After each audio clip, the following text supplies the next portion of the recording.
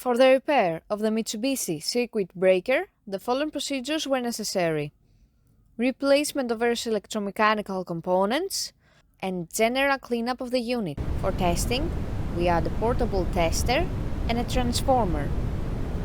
At first, we perform a long time delay test, and the breaker trips after about 40 seconds.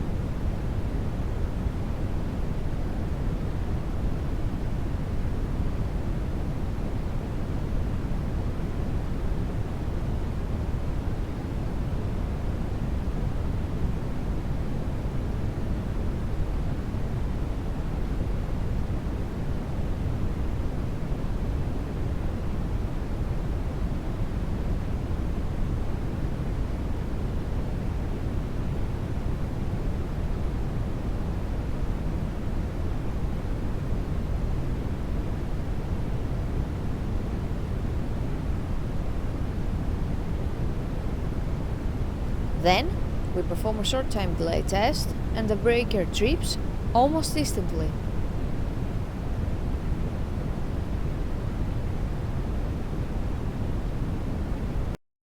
It is now clear that the circuit breaker is working successfully and is ready to be delivered to the customer.